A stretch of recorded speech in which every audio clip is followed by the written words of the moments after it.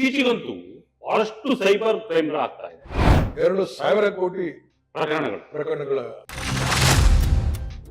ಅವ್ರ ವಯಸ್ಸು ಆಗಿರ್ತದೆ, ಅರುಮರು ಇಡುವಂತ ಪರಿಸ್ಥಿತಿ. ನಿನ್ನ ಹೆಸರಲ್ಲೇ ಈ ತರ ಡ್ರಗ್ಸ್ ಕೊರಿಯರ್ ಬಂದಿದೆ, ಅದು ಇದು ಅಂತ ಹೆದರಿಸಿ ಬಿಡ್ತಾರೆ. ಆಕ್ಚುಲಿ ಡಿಜಿಟಲ್ ಅರೆಸ್ಟ್ ಅನ್ನೋದು ನಮ್ಮ ಇಲಾಖೆಯಲ್ಲೇ ಇಲ್ಲ. ಮಾತಿಗೆ ಮರಳಾದ್ರೆ ಹೇಗೆ? ಪ್ರತಿಯೊಂದು ಸ್ಟೇಷನ್ ದಲ್ಲಿ ಒಬ್ಬ ಈ ಸೈಬರ್ ಎಕ್ಸ್ಪರ್ಟ್ ಇರು. ನ ಒಂದು ಸಂಬಂಧಪಟ್ಟಂತೆ ಆ ಯುವತಿಯರನ್ನ ನುಡಿಯಾಗಿ ತೋರಿಸ್ತಕ್ಕಂಥದ್ದು ಇದೆಲ್ಲ ನಡೀತಾ ಇದೆ. ಯಾವಾಗ ಎಐ ಬಂತು ಅದು ಬಹಳ ಈಸಿ ಆಗ್ಬಿಟ್ಟದೆ ಅವರಿಗೆ. ಎಸ್ ವೀಕ್ಷಕರು, ಎಷ್ಟೇ ಅಭಿಯಾನಗಳಾದ್ರೂ ಕೂಡ, ಜಾಗೃತಿ ಕಾರ್ಯಕ್ರಮಗಳಾದ್ರೂ ಕೂಡ ಸೈಬರ್ ಕ್ರೈಮ್ಗೆ ಬಲಿಯಾಗೋದು ಇನ್ನೂ ಕೂಡ ನಿಂತಿಲ್ಲ. ಅದ್ರ ಜೊತೆಗೆ ಈ ಮೊಬೈಲ್ ನಲ್ಲಿ ಆಗ್ತಕ್ಕಂಥ ವಿಚಾರಗಳಿಗೆ ಸಂಬಂಧಪಟ್ಟಂತೆ ಟಕ್ಕನ್ ಲಿಂಕ್ ಓದ್ಬಿಡೋದು ಅದಕ್ಕೆ ಬಲಿ ಆಗ್ತಕ್ಕಂಥದ್ದು. ಅದರಲ್ಲೂ ಕೂಡ ಡಿಜಿಟಲ್ ಅರೆಸ್ಟ್ ಬಗ್ಗೆ ಎಷ್ಟೇ ಜಾಗೃತಿ ಕಾರ್ಯಕ್ರಮಗಳು ಡಿಜಿಟಲ್ ಅರೆಸ್ಟ್ ಇಲ್ಲ ಅಂತ ಹೇಳಿದ್ರು ಕೂಡ ಅದಕ್ಕೆ ಬಲಿ ಆಗ್ತಕ್ಕಂಥ ಸಂಖ್ಯೆ ಕೂಡ ಜಾಸ್ತಿ ಆಗ್ತಾ ಇದೆ. ಯಾಕೆ ಈ ರೀತಿ ಆಗ್ತಾ ಇದೆ? ಸೈಬರ್ ಕ್ರೈಮ್ಗೆ ಕಡಿವಾಣವನ್ನ ಯಾವ ರೀತಿಯಾಗಿ ಹಾಕಬಹುದು ಅದ್ರ ಬಗ್ಗೆ ಚರ್ಚೆ ಮಾಡ್ತಾ ಹೋಗೋಣ. ನಮ್ಮೊಂದಿಗೆ ಹಿರಿಯ ಪೊಲೀಸ್ ಅಧಿಕಾರಿ ಆಗಿರ್ತಕ್ಕಂಥ ಬಸವರಾಜ್ ಮಾಲಗತ್ತಿ ಸರ್ ನಮ್ಮ ಜೊತೆ ಇದ್ದಾರೆ. ಸರ್ ನಮಸ್ತೆ. ನಮಸ್ತೆ. ಸಾಕಷ್ಟು ಪ್ರಕರಣಗಳು ನೋಡ್ತೀವಿ. ಇತ್ತೀಚೆಗಂತೂ ಬಹಳಷ್ಟು ಸೈಬರ್ ಕ್ರೈಮ್ಗಳಾಗ್ತಾ ಇದೆ. ವಂಚನೆ ಒಳಗಾಗೋರು ಎಷ್ಟು ಜನ ಇರ್ತಾರೋ ವಂಚನೆ ಮಾಡೋರು ಅಷ್ಟೇ ಜನ ಹೆಚ್ಚಾಗ್ತಾನೆ ಇದ್ದಾರೆ.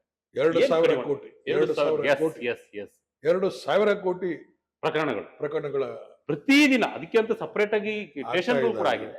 ಏನ್ ಕಾರಣ ಇರ್ಬೋದು ಅಂತ? ಅದು ಕಾರಣ ಅಂತಂದ್ರೆ ಏನಾಗ್ಬಿಟ್ಟಿದೆ, ನಮ್ಮ ದೇಶದಲ್ಲಿ ಜನಸಂಖ್ಯೆ ವಿಪರೀತ ಇದೆ. ನಂಬರ್ 1 ಸ್ಥಾನದಲ್ಲಿದೆ. 140 ಕೋಟಿ 45 ಕೋಟಿ ಜನಸಂಖ್ಯೆ ಇದೆ. ಅದರಲ್ಲಿಯೂ ಪೆನ್ಷನ್ದಾರ ಮಂದಿಗೆ ಹೆಚ್ಚು ಟಾರ್ಗೆಟ್ ಮಾಡೋದವರು. ಯಾರು ರಿಟೈರ್ಡ್ ಮಂದಿ ಇರ್ತಾರೆ ಅವ್ರಿಗೆ ದುಡ್ಡು ಬಂದಿರ್ತದೆ, ಯಾರು ಸೀನಿಯರ್ ಮೋಸ್ಟ್ ಆಫೀಸರ್ ಇರ್ತಾರೆ ಅವ್ರಿಗೆ ದುಡ್ಡು ಬಂದಿರ್ತದೆ, ಯಾರು ಪ್ರೈವೇಟ್ ಸೆಕ್ಟರ್ದಲ್ಲಿ ಸೀನಿಯರ್ ಆಫೀಸರ್ಸ್ ಆಗಿ ರಿಟೈರ್ಡ್ ಆಗಿರ್ತಾರೆ ಅವ್ರ ಹತ್ರ ದುಡ್ಡು ಇರ್ತದೆ. ಅವ್ರಿಗೆ ವಯಸ್ಸು ಆಗಿರ್ತದೆ, ಅರುಮರು ಇಡುವಂತ ಪರಿಸ್ಥಿತಿ ಇರ್ತದೆ. 85 ವರ್ಷ ಇದ್ದು ಗಂಡ ಹೆಂಡತಿ ಇಬ್ಬರೇ ಇಡ್ತಾರೆ. ಅವ್ರಿಗೆ ನಿಂದು ನಂಬರು, ಇದು ಮೊಬೈಲ್ ನಂಬರು ಎಲ್ಲ ಹವಾಲ ಇದ್ರಾಗ ನಿಂದು ಬಳಕೆ ಆಗಿದೆ, ನಿನ್ನ ಹೆಸರಲ್ಲೇ ಈ ತರ ಡ್ರಗ್ಸ್ ಕೊರಿಯರ್ ಬಂದಿದೆ, ಅದು ಇದು ಅಂತ ಹೆದರಿಸಿ ಬಿಡ್ತಾರೆ. ನೋಡಿ ನೀವು, ಅದು ಹೆದರ್ಸೋರ್ ಏನಿರ್ತದೆ ಅಲ್ಲಿ ನೋಡಿ, ನೀವು CBI ಆದರೂ ಮಾತಾಡ್ತಾರೆ ಅಂತ ತಿಳ್ಕೊಂಡು ಒಬ್ಬ CBIನೇ ಅವರಲ್ಲಿ ಡ್ರೆಸ್ ಹಾಕೊಂಡು ಕೂತ್ಕೊಂಡು ಅವನು ಹೇಳೋದು, ಈ ತರ ಆಗಿದೆ, ಹುಷಾರಾಗಿರು, ನೀನು ಇಮಿಡಿಯೇಟ್ ಆಗಿ ಇದು ಮಾಡು, ಇಲ್ಲ ನಾನು ಅದನ್ನೇನಾದ್ರೂ ಮ್ಯಾನೇಜ್ ಮಾಡ್ತೇನೆ, ಇಲ್ಲಾಂದ್ರೆ ನೀನು ಹೋಗ್ತೀಯ ಜೈಲಿಗೆ, ಅರೆಸ್ಟ್ ವಾರೆಂಟ್ ಬರ್ತದೆ, ನೀನು ಎಲ್ಲಿ ಹೋಗಬಾರ್ದು, ಅಲ್ಲೇ ಕೂತ್ಕೋಬೇಕು, ಏನನ್ನೋದು ತಕ್ಷಣ ಹೇಳ್ಬೇಕು ನನಗೆ ಅಂತ ಹೇಳೋದು. ಅವನಿಗೆ ಭಯ ಪಡಿಸಿ ಅವನಿಗೆ ಅದನ್ನ ಮನೆ ಬಿಟ್ಟು ಹೋಲಾದಂಗೆ ಅವನಿಗೆ ಡಿಜಿಟಲ್ ಅರೆಸ್ಟ್ ಅನ್ನ ಮಾಡ್ಬಿಡ್ತಾರೆ. ಆಕ್ಚುಲಿ ಡಿಜಿಟಲ್ ಅರೆಸ್ಟ್ ಅನ್ನೋದು ನಮ್ಮ ಇಲಾಖೆಯಲ್ಲೇ ಇಲ್ಲ. ಅದು ಯಾವ ಕಾನೂನಲ್ಲಿ ಇಲ್ಲ, ಯಾವ ವರ್ಡ್ ಪದ ಬಳಕೆನೇ ಇಲ್ಲ ನಮ್ಮಲ್ಲಿ. ಆದ್ರೆ ಅವರೆಲ್ಲ ಡಿಜಿಟಲ್ ಅರೆಸ್ಟ್ ಅಂತ ತಿಳ್ಕೊಂಡು ಇವ್ರನ್ನೆಲ್ಲ ಹೆದರ್ಸಿ ಅವ್ರನ್ನ, ಪಾಪ ವಯಸ್ಸಾಗಿರ್ತದೆ, ಅವಕ್ಕೇನೂ ಗೊತ್ತಾಗೋದಿಲ್ಲ, ಅವು ದುಡ್ಡು ಗಿಡ್ಡು ಕದ್ದು ಮುಚ್ಚಿ ಹೋಗಿ ದುಡ್ಡು ತುಂಬಿರ್ತಾರೆ. 45 ಕೋಟಿ ಒಮ್ಮೆ 45 ಕೋಟಿ ಟ್ರಾನ್ಸ್ಫರ್ ಮಾಡಿದ್ದಾರೆ 80 ವರ್ಷದ ಮುದುಕ. ಮೊನ್ನೆ ಹೋಗಿದ್ದಾರೆ 22 ಕೋಟಿದು. ಸೊ ಈ ತರ ದಿನ ಆಗ್ತಾ ಇದಾವೆ. ಆದ್ರೆ ನಮ್ಮ ಪೊಲೀಸರಲ್ಲಿ ಏನಾಗ್ಬಿಟ್ಟಿದೆ, ಈ ಸುಮಾರು 11 ಪೊಲೀಸ್ ಸ್ಟೇಷನ್ಗಳು ಇದಾವೆ ನಮ್ಮಲ್ಲಿ ಸಿಟಿಯಲ್ಲಿ. 11 ಸ್ಟೇಷನ್ ಇದಾವೆ. ಅದರಲ್ಲಿ ಉಳಿದ ಜಿಲ್ಲೆಗಳಲ್ಲಿ ಒಂದೊಂದು ಸ್ಟೇಷನ್ ಇದಾವೆ. ಆದ್ರೆ 11 ಸ್ಟೇಷನ್ದಲ್ಲಿ ಸ್ಟಾಪ್ ಎಷ್ಟಿದೆ? 15ರಿಂದ 20 ಜನ ಇದ್ದಾರೆ. 15ರಿಂದ 20 ಜನ ಅಂದ್ರೆ ಸೆಂಟ್ರಿ ಡ್ಯೂಟಿ ಮಾಡವ, ಆಫೀಸ್ ಡ್ಯೂಟಿ ಮಾಡವ, ರೈಟಿಂಗ್ ಕೆಲಸ ಮಾಡವ, ಕಂಪ್ಯೂಟರ್ ವರ್ಕ್ ಮಾಡವ, ಅವರೇ ಒಂದು 5-6 ಜನ ಅಲ್ಲಿ ಹೋಗ್ಬಿಡ್ತಾರೆ. ಒಂದು 10 ಜನ ಉಳಿದ್ರು. 10 ಜನರಲ್ಲಿ ಆರೋಪಿಯಲ್ಲಿ ಇರ್ತಾನೆ, ಒಡಿಶಾದಲ್ಲಿ ಇರ್ತಾನೆ, ಛತ್ತೀಸ್ಗಢದಲ್ಲಿ ಇರ್ತಾನೆ, ಅಲ್ಲಿ ರಾಜಸ್ಥಾನ, ಅಬ್ರಾಡ್ ದಲ್ಲಿ ಸದ ಇರ್ತಾರೆ, ಥೈಲ್ಯಾಂಡ್ ದಲ್ಲಿ ಇರ್ತಾರೆ, ಕೊಲಂಬಿಯಾದಲ್ಲಿ ಇರ್ತಾರೆ, ನೈಜೀರಿಯಾ, ಕೀನ್ಯಾ, ಅಲ್ಲಿಂದ ಆಪರೇಟ್ ಮಾಡ್ತಾರೆ.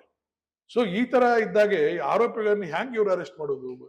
ಸ್ಟಾಪ್ ಕಡಿಮೆ ಇರ್ತದೆ. ಅದ್ರಾಗ ಏನಂದ್ರೆ ಯಾರು ಫೋನ್ ಮಾಡ್ತಾರೆ, ಯಾರು VIP ಕೇಸ್ ಇರ್ತದೆ ಅಂಥದ್ದು ಮಾತ್ರ ಅಟೆಂಡ್ ಮಾಡಕ್ ಶುರು ಮಾಡ್ತಾರೆ. ಒತ್ತಡ ಜಾಸ್ತಿ ಬಂದ್ಕೂಡೇನೆ ಇದು ಯಾರು ಜನಸಾಮಾನ್ಯರದಂತೂ ಯಾರು ಕೇಳೋದಿಲ್ಲ. ಈ ಜನರನ್ನು ಸ್ವಲ್ಪ ಹುಷಾರಾಗಬೇಕು. ಜನರು ಈ ತರ ಡಿಜಿಟಲ್ ಅರೆಸ್ಟ್ ಇಲ್ಲ, ಪೊಲೀಸರು ಯಾರು ಪೊಲೀಸ್ ಸ್ಟೇಷನ್ದಲ್ಲಿ ವಿಡಿಯೋದಲ್ಲಿ ಬಂದು ಮಾತಾಡೋದಿಲ್ಲ. ಇದು ಜನರು ತಿಳ್ಕೋಬೇಕು. ಪೊಲೀಸರು ಯಾರು ವಿಡಿಯೋದಲ್ಲಿ ಕಾನ್ಫರೆನ್ಸ್ ಮಾಡೋದಿಲ್ಲ, ಯಾರ ಜೊತೆಗೂ ಮಾಡೋದಿಲ್ಲ. ನಾವು ಅರೆಸ್ಟ್ ಆಗೋದಿದ್ರೆ ಅದ್ರ ಮ್ಯಾನ್ಯುಯಲ್ ಆಗಿ ಮಾತ್ರ, ಮ್ಯಾನ್ಯುಯಲ್ ಆಗಿ ಹೋಗಿ ಅರೆಸ್ಟ್ ಮಾಡ್ಕೊಂಡು ನಿಮ್ಗೆ ಹಿಂಗ್ ಮಾಡಿದೀವಿ, FIR ಇದೆ, ಅದನ್ನೆಲ್ಲ ತೋರಿಸಿ ಮಾಡ್ತೀವಿ. ಈಗ ಅವ್ರು FIR ತೋರಿಸ್ತಾರೆ, ಆ ತರ ಕೂಡ ಆಗಿರುತ್ತೆ, ತೋರಿಸ್ತಾರೆ. ಅದನ್ನೆಲ್ಲ ಜನ ಅರ್ಥ ಮಾಡ್ಕೋಬೇಕು. ಅಥವಾ ಸಂಶಯ ಬಂದ್ರೆ ಪೊಲೀಸ್ ಸ್ಟೇಷನ್ ತಿಳಿಸ್ಬೇಕು, ಹಿಂಗಾಗಿದೆ ನಮಗೆ, ಹಿಂಗ್ ನೋಡಿ ಅಂತ. ಯಾವ್ದೇ ಏನು ಆಗುದಿಲ್ಲ, ಯಾವ ಡಿಜಿಟಲ್ ಎಲ್ಲ ಹೌಸ್ ಅರೆಸ್ಟ್ ಇಲ್ಲ, ಏನಿಲ್ಲ. ಅವ್ರಿಗೆ ತಿಳಿಸಿದ್ರೆ ಅವರು ಪೊಲೀಸರು ಗಾಡಿ ಮಾಡ್ತಾರೆ. ಈಗ ಆಗಿದೆ, ಏನ್ ಮಾಡಕ್ ಹೋಗ್ಬೇಡ, ನೀನು ಯಾರಿಗೆ ದುಡ್ಡು ಕಟ್ಟಕ್ ಹೋಗ್ಬೇಡ, ಏನು ಮಾಡಕ್ ಹೋಗ್ಬೇಡ, ನೀವು ಜಸ್ಟ್ ನೆಗ್ಲೆಕ್ಟೆಡ್, ನಾವೆಲ್ಲ ಮಾಡ್ತೇವೆ ಅದನ್ನ, ಆ ನಂಬರ್ ಕೊಡು, ಯಾವ ನಂಬರ್ ನಾವು ಮಾತಾಡ್ತೀವಿ ಅಂತ ಹೇಳೋದು, ನಂಬರ್ ಸರಿಯಾದ ಏನ್ ಕ್ರಮ ತಗೋತಾರೆ. ಇವರು ಭಯ ಪಡಬಾರದು. ಭಯ ಪಡ್ಕೊಂಡು ಅವ್ರಿಗೆ ಏನಾಗ್ಬಿಡ್ತದೆ, ಒಂಥರ ಹಿಪ್ನೋಟಿಸಮ್ ತರ ಮಾಡಿಬಿಡ್ತಾರೆ.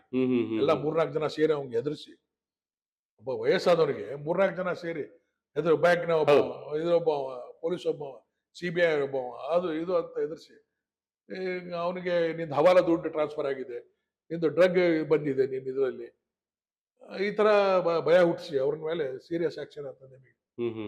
ನೀನು ಅವ್ರಿಗೆ ಹಾಕೋಬೇಡ, ಇರೋ ಇಷ್ಟು ದುಡ್ಡು ಕಟ್ಟು, ನಾವು ಅದನ್ನ ಮ್ಯಾನೇಜ್ ಮಾಡ್ತೀವಿ, ಇಲ್ಲಾಂದ್ರೆ ನೋಡು 2 ಗಂಟೆಯಲ್ಲಿ ನೀನು ಇದು ಆಗ್ತೀಯ ಅದು. ಆಮೇಲೆ ಇನ್ನೊಂದೇನಿದೆ, ಇದೆಲ್ಲ ಸೈಬರ್ ಕ್ರೈಮಿಗೆ 1930 ಅಂತ ಒಂದು ನಂಬರ್ ಇದೆ, 1930. ಆ 1930ಗೆ ಈ ಅಫೆನ್ಸ್ ಆದ 1 ಗಂಟೆ ಒಳಗೇನೆ ಮಾಹಿತಿ ಕೊಡಬೇಕು. ಅಫೆನ್ಸ್ ಆದ 1 ಗಂಟೆ ಒಳಗೆ ಸಾರ್ವಜನಿಕರು ದಯಮಾಡಿ ಇದನ್ನ ಗಮನಿಸಬೇಕು. 1930 ಈ ನಂಬರ್ ಅನ್ನ ನೋಟ್ ಮಾಡ್ಕೊಳ್ಳಿ. ಇಂಥದ್ದು ಏನಾದ್ರೂ ಅನಾಹುತ ಆಯ್ತು, ಘಟನೆ ಆಯ್ತು, ಸಂಭವಿಸ್ತು, ದುಡ್ಡು ಹಾಕ್ಸ್ಕೊಂಡ್ರು, ಹೆದರ್ಕೊಂಡು ಹಾಕಿದ್ರಿ, ಅಥವಾ ಯಾಮಾರ್ಸಿ ಹಾಕ್ಸ್ಕೊಂಡ್ರು ಅಂತಂದ್ರೆ ತಕ್ಷಣ ಈ ನಂಬರ್ಗೆ ಫೋನ್ ಮಾಡ್ಬೇಕು. 1 ಗಂಟೆ ಒಳಗೆ ಫೋನ್ ಮಾಡ್ಬೇಕು. ಆದ 1 ಗಂಟೆ ಒಳಗೆ ಫೋನ್ ಮಾಡಿದ್ರೆ ಅದನ್ನ ಅಮೌಂಟ್ ಟ್ರಾನ್ಸ್ಫರ್ ಆದಂಗೆ ಅದನ್ನ ತಡೆಗಟ್ಟಬಹುದು. 1 ಗಂಟೆ ಆದ್ಮೇಲೆ ನೀವು ಮಾಡಿದ್ರೆ ಅದು ಏನೂ ಪ್ರಯೋಜನ ಇಲ್ಲ. ಅದು ಮತ್ತೆ ಅರೆಸ್ಟ್ ಮಾಡಿ ಫಿಸಿಕಲಿ ಹೋಗಿ ಹಿಡ್ಕೊಂಡ್ಬಂದು ರಿಕವರಿ ಮಾಡಿ ಇದರಲ್ಲಿ ದುಡ್ಡಿನಲ್ಲಿ ಹಾಕ್ಬಿಟ್ಟಿರ್ತಾರೆ. ಶ್ರೀಕಿ ಬಿಟ್ಕಾಯಿನ್ ದಲ್ಲಿ ದುಡ್ಡು ಹಾಕ್ಬಿಟ್ಟಿದ್ದಾರೆ. ಸೊ ಬಿಟ್ಕಾಯಿನ್ ದಲ್ಲಿ ಹಾಕಿದಾಗ ಅದು ನಮಗೆ ಸೀಸ್ ಮಾಡ್ಲಿಕ್ಕೂ ಆಗೋದಿಲ್ಲ, ಗೊತ್ತೂ ಆಗೋದಿಲ್ಲ, ಎಷ್ಟು ದುಡ್ಡು ಹೋಯ್ತು, ಎಷ್ಟು ದುಡ್ಡು ಬಂತು ಅನ್ನೋದು ಗೊತ್ತಾಗೋದಿಲ್ಲ. ಸೊ ಈ ಪರಿಸ್ಥಿತಿ ಇರುವಾಗ ಭಾರಿ ಕಷ್ಟ ಆಗ್ಬಿಡ್ತದೆ, ರಿಕವರಿ ಮಾಡೋದು ಕಷ್ಟ ಆಗ್ತದೆ, ಅಲ್ಲಿ ಹೋಲಿಕ್ಕೂ ಸ್ಟಾಪ್ ಇರೋದಿಲ್ಲ, ದೂರ ಹೋಲಿಕ್ಕೂ ಆಗೋದಿಲ್ಲ. ಕಳ್ಕೊಂಡ ಹಣ ತಗೊಳ್ಳೋದು ಬಹಳ ಕಷ್ಟ ಇದೆ, ಭಾರಿ ಕಷ್ಟ. ನೋಡಿ 2,000 ಕೋಟಿಗಳಲ್ಲಿ ಆಗಿದ್ದು ಬರೇ ರಿಕವರಿ ಆಗಿದ್ದು ಬರೇ 4%. ಇದು ಸೆಂಟ್ರಲ್ ಗೌರ್ಮೆಂಟ್ ಸೀರಿಯಸ್ ತಗೋಬೇಕು ಈ ತರ. ಆಮೇಲೆ ಇನ್ನೊಂದು ಏನ್ ಮಾಡ್ತಾರೆ, ಈ ಶೇರ್ ಹೋಲ್ಡರ್ಸ್ ಅನ್ನು ತಮ್ಮದೇ ಒಂದು ಗ್ರೂಪ್ ಮಾಡ್ಕೊತಾರೆ. ಶೇರ್ ಹೋಲ್ಡರ್ಸ್ ಶೇರ್ ಬರ್ತಾವಲ್ಲ, ಎಲ್ಲ ಶೇರ್ ನಾನು ಈ ಕಂಪನಿಗೆ ಹಾಕಿದೆ, ನನಗೆ ಈ ವಾರದಲ್ಲಿ ನನಗೆ 30,000 ಬಂತು, ನಾನು ಈ ಕಂಪನಿ ಹಾಕಿದೆ, ನನಗೆ ಈಗ 40,000 ಬಂತು ಒಂದು ವಾರದಲ್ಲಿ ಅಂತ ಅವ್ರದೇ ಗ್ರೂಪ್ ಇರ್ತದೆ. ಆ ಗ್ರೂಪ್ ಇಟ್ಕೊಂಡು ಇವು ನೋಡಕ್ ಅಬ್ಸರ್ವ್ ಮಾಡ್ತಿರ್ತಾವಲ್ಲ, ಅವ್ನ್ 30,000 ಬಂತು, ಇವ್ನ್ 40,000 ಬಂತು, ನಾನು ಯಾಕೆ ಹಾಕ್ಬಾರ್ದು ಅಂತ ಆಸೆ ಬರ್ತದೆ, ಸ್ವಾಭಾವಿಕ ಮನುಷ್ಯರ. ಸೊ ಇವನು ಇನ್ವೆಸ್ಟ್ ಮಾಡಕ್ ಶುರು ಮಾಡ್ತಾನೆ. ಇವಂಗ್ ಇನಿಷಿಯಲ್ ಆಗಿ ಮೊದಲು ಇವಂಗೂ ಒಂದು 10,000 20,000 ಬಂದ್ಬಿಡ್ತದೆ. ಆಸೆ ಬಿದ್ದು ಇನ್ನೂ ಹೆಚ್ಚಿಗೆ ಹಾಕ್ಲಿಕ್ಕೆ ಹೋಗ್ತಾನೆ, ಅವಾಗ ಹಿಡಕೋ ಅಂತ ಬರ್ತದೆ. ಏನು ಇದು ಈ ತರ ಅವನು ಸಿಕ್ಕೊಳ್ಳೇನೆ, ನೀನು ಇನ್ನೊಂದು 4 ಮಂದಿಗೆ ಸೇರ್ಸು, ನಾವು ನಿಮಗೆ ಇದು ಮಾಡ್ತೇವೆ, ಅವನು ಕನ್ಸೆಷನ್ ಕೊಟ್ಟಾಗ ಮಾಡ್ತಾರೆ. ಸೊ ಈ ತರ ಅದನ್ನ ಬೆಳೆಸ್ತಾನೆ ಹೋಗ್ತಾರೆ, ಹೊರತಾಗಿ ಯಾವ ಇದಾಗೋದಿಲ್ಲ. ಮೊದಲು ಹೊಸ ಮೆಥಡ್ಗಳನ್ನ ಯೂಸ್ ಮಾಡ್ತಾರೆ. ನಿಮ್ದು ಎಕ್ಸ್ಪೋರ್ಟ್ ಲಿಂದ ಇದು ಬಂತು, ಫಾರಿನ್ ದಿಂದ ಗೂಡ್ಸ್ ಬಂದಿದೆ, ಕಾರ್ ಬಂದಿದೆ, ಅದಕ್ಕೆ ಡ್ಯೂಟಿ ಕಟ್ಟಬೇಕು, ಅದು ಕಟ್ಟಬೇಕು, ಇದು ಕಟ್ಟಬೇಕು ಅಂತ ಹೇಳಿ ದುಡ್ಡು ವಸೂಲು ಮಾಡೋರು ಇರ್ತಾರೆ. ಈ ಮೆಟ್ರೋ ಮನೆಯಲ್ಲಿ ಅದರಲ್ಲಿ ದುಡ್ಡು ವಸೂಲು ಮಾಡ್ತಾರೆ. ಏನು ಒಂದೇ ಅಂತಲ್ಲ, ಎಲ್ಲಾ ರೀತಿಯಿಂದನೂ ಅದನ್ನ ಟಾರ್ಗೆಟ್ ಮಾಡಿ ದುಡ್ಡು ಹೊಡಿತಾರೆ. ಇದನ್ನ ಈ ಬರೇ ನಾವು ನೋಡಿ, ಅದಕ್ಕೆ ಹೇಳೋದು, ಈ ಆಧಾರ್ ಕಾರ್ಡು ಅಥವಾ ಪ್ಯಾನ್ ಕಾರ್ಡು ಕೆಲವು ಡಿಜಿಟಲ್ ಮೂಲಕವಾಗಿ ಹಂಚ್ಕೊಳ್ಳೋದಿದೆಯಲ್ಲ, ಇದು ಬಹಳ ಎಫೆಕ್ಟ್ ಆಗುತ್ತೆ ಅಂತ. ಅಲ್ಲ, ನೀವು ನೋಡ್ರಿ, ಎಷ್ಟೇ ಹೈಡ್ ಮಾಡಿದ್ರು ಈಗಿನ ಟೆಕ್ನಾಲಜಿ ಬಹಳ ಫಾಸ್ಟ್ ಇದೆ. ಹೌದು. ಮತ್ತೆ ನಮ್ಮಲ್ಲಿ ಏನಿದೆ, ನಮ್ಮಲ್ಲಿ ಇರುವಂತ ಇಕ್ವಿಪ್ಮೆಂಟ್ಸ್ ಏನಿದಾವೆ 10 ವರ್ಷದ ಹಿಂದಿನ, ಯಾವಾಗ ಸ್ಟೇಷನ್ ಓಪನ್ ಆಗ್ತದೆ ಅವಾಗ ತಂದು ಕೊಡಿಸಿದ್ದು. ಮುಂದೆ ಅದು ಮಾಡರ್ನೈಟ್ ಮಾಡೋದೇನು, ಅದು ಮೇನ್ ಆಗ್ಬೇಕಾಗಿರೋದು. ಅದು ಇಂದಿನ ತಂತ್ರಜ್ಞಾನಕ್ಕೆ ಬರ್ಬೇಕು. ಈಗ ಈ ಕಳ್ಳನ ಮಕ್ಕಳು ಯೂಸ್ ಮಾಡುವಂತ ಕಂಪ್ಯೂಟರ್ ಲೇಟೆಸ್ಟ್ ಇರ್ತದೆ, ನಮ್ಮದು ಅದು ಡೌನ್ಲೋಡ್ ಆಗೋದಿಲ್ಲ, ಅಪ್ಲೋಡ್ ಆಗೋದಿಲ್ಲ. ಇದು ಆಗ್ಬೇಕಾದ್ರೆ 2 ದಿವಸ ಬೇಕು, ಕಾಯ್ಬೇಕು. ಈಗ ನೋಡಿ ಹೆಂಗ್ ಮುನ್ಸಿಪಾಲಿಟಿಯಲ್ಲಿ ಈ ಖಾತಾ ಮಾಡ್ಯಾರಲ್ಲ, ಡೌನ್ಲೋಡ್ ಆಗೋದಿಲ್ಲ, ಅಪ್ಲೋಡ್ ಆಗೋದಿಲ್ಲ. ಸಬ್ ರಿಜಿಸ್ಟರ್ ಆಫೀಸ್ ಅಲ್ಲಿ ಹಂಗ ಕಾಯ್ಕೊಂಡು ಕೊಡ್ಬೇಕು. ನಮ್ಮ ಪೊಲೀಸ್ ಸ್ಟೇಷನ್ ಅದೇ ಕತೆ. ಆದ್ರೆ ಕಳ್ಳರು ಎಲ್ಲ ಅಪ್ಡೇಟ್ ಮಾಡಿ ಹರಾಮ್ ದುಡ್ಡು ಬರ್ತದವ್ರಿಗೆ ಅಪ್ಡೇಟ್ ಮಾಡ್ತಾರೆ. ಈ ನಮ್ಮಲ್ಲಿ ಏನಿದೆ, ಸರ್ಕಾರ ದುಡ್ಡು ಕೊಡ್ಬೇಕು, ನಾವು ಅಪ್ಡೇಟ್ ಮಾಡ್ಬೇಕು. ಸರ್ಕಾರದವ್ರು ಯಾವಾಗ ಕಣ್ ತೆಗಿಬೇಕು, ಕಣ್ ತೆರೆದೇ ಇಲ್ಲ ಅವರು. ಸೊ ಹೀಗೆ ಅನೇಕ ಸಮಸ್ಯೆಗಳಿದಾವೆ. ಇದು ಒಬ್ಬರದಿಂದ ಆಗಲ್ಲ. ಹೌದೌದು, ಸೈಬರ್ ಕ್ರೈಮ್ ತಡೆಗಟ್ಟಲಿಕ್ಕೆ ಸರ್ಕಾರ ಮುತುವರ್ಜಿ ವಹಿಸಬೇಕು. ಅದಕ್ಕೊಂದು ಸಪರೇಟ್ ಡಿಪಾರ್ಟ್ಮೆಂಟ್ ಮಾಡಬೇಕು. ಸೈಬರ್ಗೆ ಒಂದು ಸಪರೇಟ್ ಡಿಪಾರ್ಟ್ಮೆಂಟ್. ಇದೇನು IT ಗೀಟಿಯಲ್ಲಿ ಅದನ್ನ ಸೇರಿಸಿಬಿಟ್ಟಿದ್ದಾರೆ. IT BT it is very vast ರೀ. ಹೌದೌದು, ಅದು ವಾಸ್ಟ್ ಸಮುದ್ರ ಇದ್ದಂಗೆ.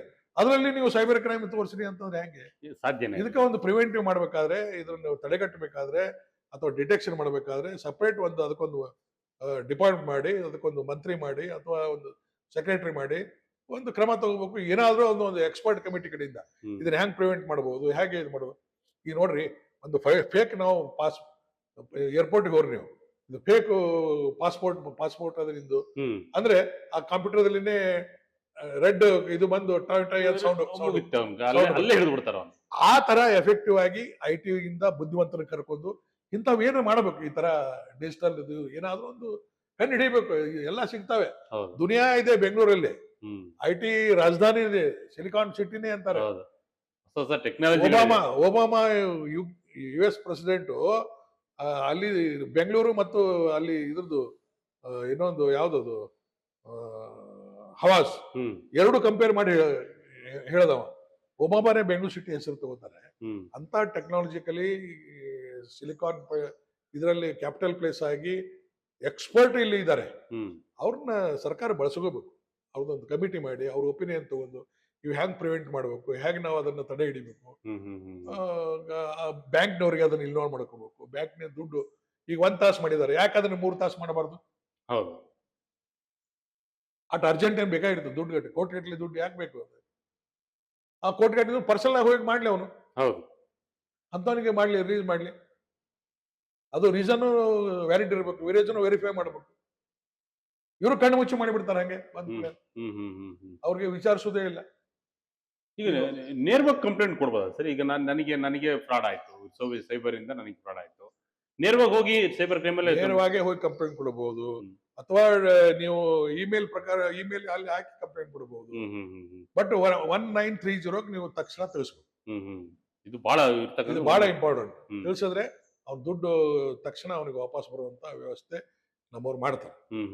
ಬಟ್ ನೀವು 1 ಗಂಟೆ ಆದ್ಮೇಲೆ ಮಾಡಿದ್ರೆ ಪ್ರಯೋಜನ ಇಲ್ಲ. ಅಷ್ಟೊತ್ತಿಗೆ ದುಡ್ಡು ರಿಲೀಸ್ ಆಗಿರ್ತದೆ, ಅದೆಲ್ಲೋ ಯಾವ್ದೋ ಕರೆನ್ಸಿಯಲ್ಲಿ ಅದನ್ನ ಹಾಕೊಂಡು ರಿಕವರಿ ಮಾಡೋದು ಕಷ್ಟ ಆಗ್ಬಿಡ್ತದೆ. ಇಲ್ಲಾಂದ್ರೆ ಎಲ್ಲೋ ಇರ್ತಾನೆ, ಇಲ್ಲಿಂದ ಹೋಗಿ ತರಬೇಕು ಅಂದ್ರೆ ಆರೋಪಿ ಸಿಗುದಿಲ್ಲ. ಲೋಕಲ್ ಪೊಲೀಸರು ನಮಗೆ ಸರಿಯಾದಂತ ಕೋಆಪರೇಷನ್ ಕೊಡೋದಿಲ್ಲ. ಅಥವಾ ಅಬ್ರಾಡ್ ತರಬೇಕಾದ್ರೆ ಅಲ್ಲಿ ಮತ್ತೆ ಭಯಂಕರ ಪ್ರೊಸೀಜರ್ ಇದೆ, ಅದೆಲ್ಲ ಥ್ರೂ ಎಂಬೆಸಿ. ಅದು 108 ಬಹಳ ಕಿರಿಕಿರಿ ಇದೆ. ಹೊರಗಡೆಯಿಂದ ಸರಳ ಇಲ್ಲ. ಸೊ ಹಿಂಗಾಗಿ ಇವೆಲ್ಲ ಆಗ್ಲಾರ್ದಂಗೆ ನೋಡ್ಕೊಳ್ಳೋದು ಸರ್ಕಾರದ ಜವಾಬ್ದಾರಿ, ಪೊಲೀಸರ ಜವಾಬ್ದಾರಿ. ಇದು ಸರ್ಕಾರ ಲೇಟೆಸ್ಟ್ ಇಕ್ವಿಪ್ಮೆಂಟ್ಸ್ ಗಳನ್ನ ಎಲ್ಲಾ ಪೊಲೀಸ್ ಸ್ಟೇಷನ್ ಗಳಿಗೆ ಕೊಡ್ತಾ ಇರಬೇಕು. ಪ್ರತಿಯೊಂದು ಸ್ಟೇಷನ್ ದಲ್ಲಿ ಒಬ್ಬ ಈ ಸೈಬರ್ ಎಕ್ಸ್ಪರ್ಟ್ ಇರಬೇಕು. ನೀವು ಬರೀ ನಾವು ಟ್ರೈನಿಂಗ್ ಕೊಟ್ಟಿವಿ, ತಿಂಗಳು ಕೊಟ್ಟು ಏನ್ 6 ತಿಂಗಳದಾಗ ನಾವು ಎಕ್ಸ್ಪರ್ಟ್ ಆಗ್ಬಿಡ್ತಾರ? 6 ತಿಂಗಳು ಟ್ರೈನಿಂಗ್ ಕೊಡ್ತಾರೆ, 3 ತಿಂಗಳು ಟ್ರೈನಿಂಗ್ ಕೊಡ್ತಾರೆ. ಏನ್ ಎಕ್ಸ್ಪರ್ಟ್ ಆತಾನೆ? 3 ವರ್ಷ 4 ವರ್ಷ ಇಂಜಿನಿಯರಿಂಗ್ ಮಾಡಿರ್ತಾನೆ, ಮುಂದೆ ಅವನು ಸ್ಪೆಷಲ್ ಕೋರ್ಸ್ ಮಾಡಿರ್ತಾನೆ, ಅವನೆಲ್ಲ ಬುದ್ಧಿವಂತ ಇರ್ತಾನೆ. ಎಲ್ಲಾ ಇಂಜಿನಿಯರ್ ಬುದ್ಧಿವಂತ ಹೇಳೋದಿಲ್ಲ ನಾನು, ಅದ್ರಾಗ ಎಕ್ಸ್ಪರ್ಟ್ ಇರ್ತಾರೆ. ಸರ್, ಇತ್ತೀಚೆಗೆ ಆ ರುದ್ರು ಜೊತೆಗೆ ಯುವತಿಯರು ಕೂಡ ಬಲಿಯಾಗ್ತಿದ್ದಾರೆ ಸೈಬರ್ ಕ್ರೈಮ್ಗೆ. ಗೊತ್ತಿದ್ರು ಕೂಡ, ಅಂದ್ರೆ ಈ ಡೀಪ್ ಫೇಕ್ ನ ಒಂದು ಸಂಬಂಧಪಟ್ಟಂತೆ ಆ ಯುವತಿಯರನ್ನ ಒಂಥರ ನುಡಿಯಾಗಿ ತೋರಿಸ್ತಕ್ಕಂಥದ್ದು ಇದೆಲ್ಲ ನಡೀತಾ ಇದೆ. ಇದು ಕೂಡ ಎಚ್ಚೆತ್ಕೋಬೇಕು. ಈ ಎಕ್ಸ್ಪೆಷಲಿ ಸೆಲೆಬ್ರಿಟಿಗಳು, ಎಸ್, ಈ ಸಿನಿಮಾ ಹೀರೋಯಿನ್ಗಳು, ಫೇಮಸ್ ನಟಿಯರು, ಅವ್ರದೆಲ್ಲ ಡಿಫೇಕ್ ಮಾಡಿ ಬೇರೆ ಯಾವ್ದೋ ಒಂದು ನ್ಯೂಡ್ ಇರುವಂತದ್ದು ಫೋಟೋಗಳನ್ನ ಹಾಕಿ ಅವ್ರ ಮುಖವನ್ನು ಸೇರಿಸಿ. ಈಗ ಯಾವಾಗ AI ಬಂತು ಅದು ಬಹಳ ಈಸಿ ಆಗ್ಬಿಟ್ಟದೆ ಇವರಿಗೆ. ಯಾವ ರೀತಿ ಬೇಕಾದ್ರೆ ಆರ್ಟಿಫಿಷಿಯಲ್ ಇಂಟೆಲಿಜೆನ್ಸ್, ಅವರೇ ಮಾತಾಡ್ದಂಗೆ, ಅವರೇ ಮಾಡ್ದಂಗೆ, ಅವ್ರದೇ ವಾಯ್ಸು, ಅವ್ರದೇ ಇದರಲ್ಲಿ ಯು ಕೆನಾಟ್ ಐಡೆಂಟಿಫೈ ಇದು ಗೊತ್ತಾಗುದಿಲ್ಲ. ಅಷ್ಟೊಂದು ಈ ಆರ್ಟಿಫಿಷಿಯಲ್ ಟೆಕ್ನಾಲಜಿ ಇಂಟೆಲಿಜೆನ್ಸ್ ಅದನ್ನ ಉಪಯೋಗ ಮಾಡ್ಕೊಂಡು ಆ ರೀತಿ ರೆಕಾರ್ಡ್ ಮಾಡ್ತಾ ಇದ್ದಾರೆ. ಇದು ಬಹಳ ಜನರಿಗೆ ಬಹಳ ತೊಂದರೆ ಆಗಿದೆ. ಅನೇಕ ನಟಿಯರು ಕಂಪ್ಲೇಂಟ್ ಕೊಟ್ಟಿದ್ದಾರೆ, ಆಕ್ಷನ್ ಆಗಿದೆ. ಇವೆಲ್ಲ ಕೆಲವೊಬ್ರು ವಿಕೃತ ಮನಸ್ಸಿನವ್ರು ಇರ್ತಾರೆ, ಅವೆಲ್ಲ ದುಡ್ಡು ಕೇಳೋದು, ಲವ್ ಫೇಲ್ಯೂರ್ಸ್ ಅವರು ಇರ್ತಾರೆ. ಆಮೇಲೆ ಒನ್ ಸೈಡ್ ಲವ್, ಈ ತರ ಮನಸ್ಥಿತಿಯವರೇ ಅಂತವ್ರು ಬೆನ್ ಹತ್ತಿ ಏನೇನೋ ಮಾಡ್ತವೆ. ಇದು ಸರಿಯಾದಂತ ಆಕ್ಷನ್ ಆಗ್ಬೇಕು. ನಮ್ಮವ್ರು ಬಹಳ ನೆಗ್ಲೆಕ್ಟ್ ಮಾಡ್ತಾರೆ, ಬಹಳ ಸೀರಿಯಸ್ ಆಗಿ ಆಕ್ಷನ್ ಆಗ್ಬೇಕು. ಇದನ್ನ ಬಂದ್ ಮಾಡ್ಬೇಕು. ಅದನ್ನ ಅವನ ಮೇಲೆ ಆಕ್ಷನ್ ಆಗಿ ಒಂದು ಜೈಲ್ ಹೋಗಿ ಬಂದ್ರೆ ಅವನು ಬಿಟ್ಟು ಬಿಡ್ತಾನೆ, ಮುಂದೆ ಇದು ಮಾಡಕ್ ಹೋಗುದಿಲ್ಲ. ಬಟ್ ಅದು ವೈಡ್ ಪಬ್ಲಿಸಿಟಿನೂ ಕೊಡ್ಬೇಕು ಅದ್ರ ಬಗ್ಗೆ. ಹಿಂಗ್ ಮಾಡಿದವನು ಹಿಂಗ್ ಸಿಕ್ಕಿದಾನೆ, ಆಗಿದ ಬಗ್ಗೆ ಭಯಂಕರ ದೊಡ್ಡದಾಗಿ ಕೊಡ್ತಾರೆ. ನಟಿಗೆ ಈ ತರ ಮಾಡಿದಾರೆ ಅಂತ. ಅದಾದ್ಮೇಲೆ ಅರೆಸ್ಟ್ ಮಾಡೋದ್ ಬಗ್ಗೆ ಎಲ್ಲೋ ಒಂದು ಸಣ್ಣ ಮೂಲೆಯಲ್ಲಿ ಹಿಂಗ್ ಅರೆಸ್ಟ್ ಮಾಡಿದ್ರು ಅಂತ. ಅದು ಯಾವಾಗ 15-20 ದಿವಸ ತಿಂಗಳಾದ್ಮೇಲೆ, ಆ ತಿಂಗಳಾದ್ಮೇಲೆ ಜನರು ಮರ್ತಿರ್ತಾರೆ ಎದ್ರಾಗ ಅರೆಸ್ಟ್ ಆದ್ರು, ಸೈಬರ್ ಕ್ರೈಮ್ ಯಾವ್ದೋ ಆಗಿರ್ಬೇಕು ಕೂಡ ಅಂತ. ಅದೇ ಈಗ ಅದ್ರ ಬಗ್ಗೆನೇ ವೈಡ್ ಪಬ್ಲಿಸಿಟಿ ಕೊಡಬೇಕು. ಅಂಥವ್ರ ಬಗ್ಗೆ ಫೋಟೋ ಗೀಟೋ ಕೊಡಬೇಕು ಸೋಷಿಯಲ್ ಮೀಡಿಯಾದಲ್ಲಿ. ಹ್ಮ್ ಈ ತರ ಇಂಥ ಮಾಡೋನ್ ಹಿಡಿದೀವಿ, ಇವನ್ ಬಗ್ಗೆ ಹುಷಾರಾಗಿರ್ರಿ ಅಂತ. ಹೌದು, ಅದು ಅಂದ್ರೆ ಪ್ರಿವೆಂಟಿವ್ ಆಗಿಬಿಡ್ತದೆ. ಎಸ್ ಎಸ್ ಎಸ್ ಏನಪ್ಪಾ ಸೋಷಿಯಲ್ ಮೀಡಿಯಾದಲ್ಲಿ ನಮ್ಮ ಫೋಟೋ ಬರ್ತದೆ, ನಾಳೆ ನಮ್ಮ ಮರ್ಯಾದೆ ಏನು, ಅದು ಇದು ನಮಗೆ ನಾವು ಸಮಾಜ ನಮಗೇನಂತದೆ, ಸಂಬಂಧಿಕರು ಏನಂತಾರೆ ಅನ್ನುವಂತ ಅವನಿಗೆ ಹೆದರಿಕೆ. ಸಾಮಾಜಿಕವಾಗಿ ಈಗ ಕಿಡಿಗೇಡಿಗಳು ಜಾಸ್ತಿ ಆಗ್ಬಿಟ್ಟಿದ್ದಾರೆ. ಬಹಳ ಆಗಿದೆ. ಈ ಸಾಮಾಜಿಕ ಜಾಲತಾಣ ಬಿಗಿನಿಂಗ್ದಲ್ಲಿ ಬಹಳ ಆಯ್ತು, ಈಗ ಸ್ವಲ್ಪ ಕಡಿಮೆ ಕಮೆಂಟ್ಸ್ ಮಾಡ್ತಕ್ಕಂಥದ್ದು ಇವೆಲ್ಲ ಜಾಸ್ತಿ ಆಗಿದೆ. ಈಗ ಸ್ವಲ್ಪ ಕಡಿಮೆ ಆಗಿದೆ. ಏನದು ಲಿವ್ ಇನ್ ಟುಗೆದರ್ ಬಂತಲ್ಲ, ಲಿವ್ ಇನ್ ಟುಗೆದರ್ ರಿಲೇಷನ್ ದಲ್ಲಿ ಇರ್ತಾರೆ, ಎಲ್ಲಿವರೆಗೆ ಚೆನ್ನಾಗಿರ್ತಾರೆ. ಏನಾದ್ರು ಡಿಫರೆನ್ಸ್ ಬಂದಾಗ ಅವ ರೆಕಾರ್ಡ್ ಮಾಡ್ಕೊಂಡಿದ್ದು ಅಥವಾ ಫೋಟೋಸ್ ಲಿಂಕ್ ಮಾಡೋದು ಇವೆಲ್ಲ ಹರಾಸ್ಮೆಂಟ್ ಮಾಡಕ್ ಶುರು ಮಾಡ್ತಾರೆ.